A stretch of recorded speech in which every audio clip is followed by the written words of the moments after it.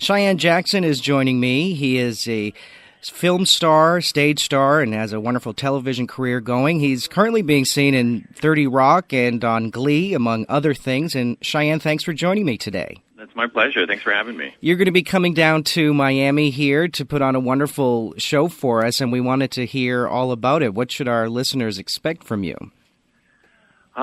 Well, I'm really excited. First of all, I've never been to Miami, really in any capacity. So this is going to be really fun. I'm excited about the space and to be kind of the inaugural guest. And this is a show that I'm very excited about. This is my second one-man show. It's called All I Know.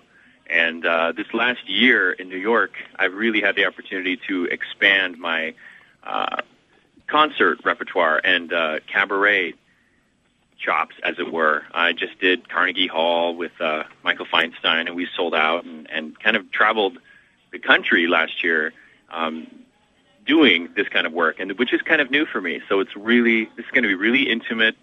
It's going to be really fun. There's some beautiful music, everything from Louis Armstrong to Coldplay. And I hope everybody can come check it out. Did you say Coldplay?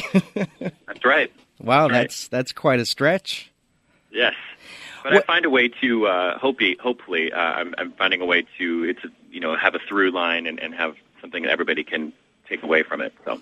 Well, take our listeners back a little bit. You've been doing a lot of Broadway, but you've also lately been on television and in some films. Where would our listeners most, do you think, identify you from right now? Because I know you're all over the place. Yeah. Well, I mean, primarily up until I've lived in New York for 8 years now, and up until the last year, primarily I'd been known for Broadway. Sorry about that. It's my phone beeping. I'll let it go. What was your big Broadway start? My big Broadway start was, let's see, I did Thoroughly Modern Millie on Broadway, and then I did Aida. And then probably my big break that most people would know is All Shook Up, which was the Elvis show. I basically played Elvis. We did that for about, I would say about 10 or 11 months. Then I did Xanadu. Oh, yes. The gayest musical in the history of the world. And nobody thought it was going to be the hit that it was, really.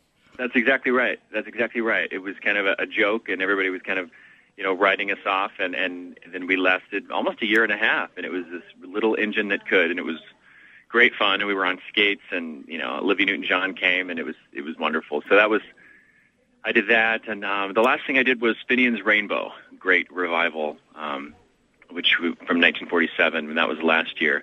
But where folks maybe know me now from, the last year and a half I've done a lot of television. I've joined the cast of 30 Rock last year, and so I've done quite a few episodes of that. I played Danny, who's this street performer from Canada. Very sweet. Very funny, little too. Dim. Very funny, yeah. Thank you very much. Tina Fey, who's just such a genius, wrote the part with me in mind, and is kind of a dream come true. So there's that. And then, let's see, I just joined Glee. I've barely been on because my character is just introduced, and my stuff's going to be in the new year. But Ryan Murphy has written a part for me, and I played the character of Dustin Goolsby.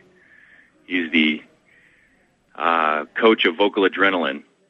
For folks that know that show, that's the same position that Idina Menzel had last year. Oh, right. Kind of the rival school. So I have lots of fun, evil shenanigans coming up in the year, and Matt Morrison and I have been friends for years, so it's kind of fun to spar back and forth. So. How do you find time to do all these guest appearances and recurring roles? Well, because they're just recurring, just several episodes rather than, the whole 15 or the whole 22, you just make it work. I have a great team. I have a great support system. My partner is very organized. You just kind of make it work, As a working actor, all looking forward, and the fact that all these things came up at the same time, we thought, let's just do our best and keep on. You were dropping out about 3 times there. Maybe you're getting a call or something on the line, so we lost you a little bit. Oh, sorry about that. I'm actually I'm in my apartment in New York by the window where I get best reception. Okay. I'm trying to sit still. Okay. Okay. Well, if we repeat a little bit, just back a little bit because we didn't really no worries. we didn't get it there. You were talking about being on all these different shows and recurring roles and sort of regular roles here and there. I think some of us were hoping that on the 30 Rock that you were going to be a full-fledged on every week cast member because of sort of what the storyline was, and then you appeared and. Yeah, you and me both. That's just kind of the way it goes.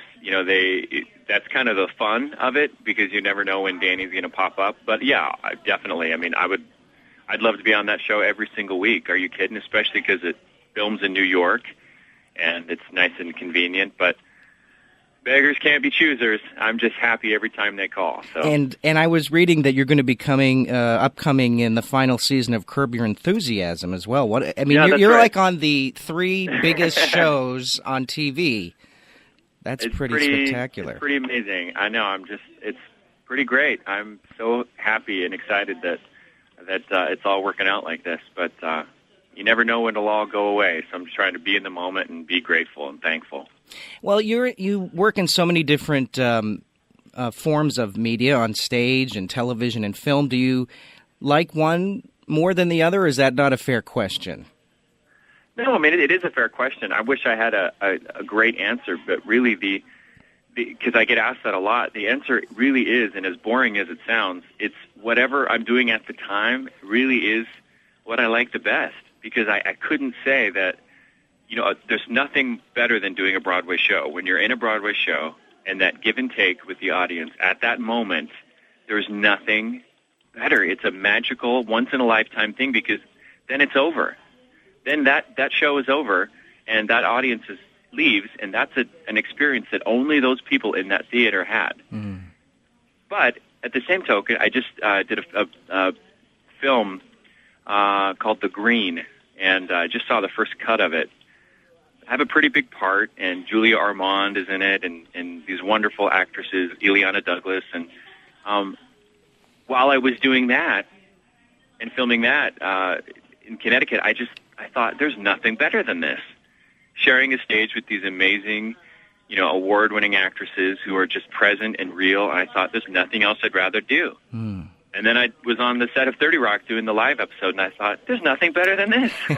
So really, I wish I had a better answer, but really, it truly is whatever I'm doing right then. Well, that's an excellent answer. You're in the moment. I wanted to ask you about the live version of 30 Rock.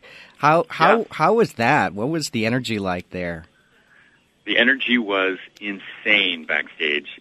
It was really, really fun because, Jane Krakowski, who's a dear friend for years, we obviously come from a theater background, so there were several of us that were much more comfortable with the live format than other folks. So it was kind of fun to watch, these incredible comedians and actors in their own right, but maybe they're not so comfortable with the live audience performance, watching how everyone dealt with their nerves and with just the whole process of it. There's so much buzz, and being in the Studio 8H, where they film Saturday Night Live and stuff, was pretty amazing. And right beforehand, actually, Tina and everybody, they asked me to sing. I got to sing some songs to warm up the audience with the Saturday Night Live band. I mean, it was nice. It was a dream come true. Jane sang as well. We were both just flying high. And I know online they have, that's right, Jane opened the East Coast version. I think you opened the West Coast version with the song, which is really cute. People should go online. I think it's on NBC.com. It's really cute. Yeah, I mean, there were actually several, there was that difference, and there were several little,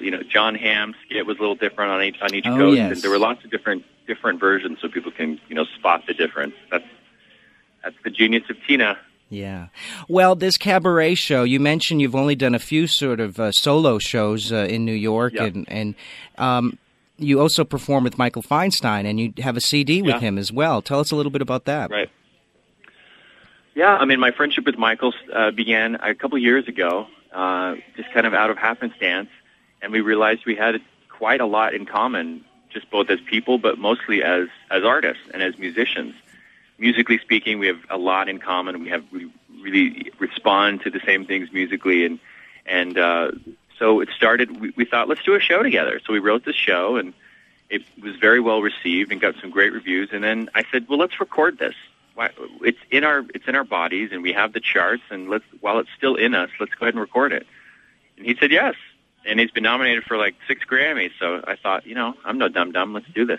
Yeah. Hang it out. Yeah, that's excellent. So we did it, and then kind of toured around. I did several concerts with him all around the country, and then this Carnegie Hall thing came up, and I thought, let's do it. I love it, this Carnegie Hall thing. Only Carnegie Hall. Well, I mean, I know I don't mean to be blasé in any way, but, yes, yeah. Yeah. That Carnegie Hall was amazing. I flew my parents in from Idaho, and it was pretty remarkable. Well, give us just as we wrap it up here, the show Sure. the show that you're bringing to Miami, and could you tell us maybe a few of the titles of some of the songs? Are these some of your favorite theater Sure. songs among others? Yeah, I mean it's a bit of a. I'm taking a little bit from. I'm moving on, basically. I've talked a lot about the shows that I've done and songs that I've sung before, and things that have meant, songs that have definitely have a deep-rooted meaning in me. But I don't want to just say, in this show, I did this song, and in this show, this song. Right. So I'm really kind of coming at it a different way. That is to say, there are definitely some songs that, for instance, I'm doing Old Devil Moon, which I did in Finian's Rainbow. But we're doing it a little bit differently. I'm tweaking it a little bit. So something old and something new throughout. Mm-hmm. Let's see, what are some of the other ones? I mentioned Coldplay. There's a Coldplay song that I do. There's there's some Hoagie Carmichael. There's some, of course, Cole Porter. But what about your band? What kind of band do you have behind you? I have a music director who's basically a one-man band. It's going to be me and the fabulous Ben Toth, and it's very intimate. That's great. It's very intimate, and it's very just raw, but also very. I mean, I just worked with him at the New York City Opera. I did a night at Bernstein, and that's where we met, and then this kind of whole thing happened from that. But yeah, he's incredibly musical, and I hope everybody can check it out because there's going to be some surprises and really something for everybody. Oh, that's great. And it's New Year's Eve and New Year's Day here in Miami. We'll give the information. But what a great way to ring in the new year with Cheyenne Jackson. Yes, come on down. It's going to be great. I'm so excited. Well, thanks again for taking the time to talk to us here. My pleasure.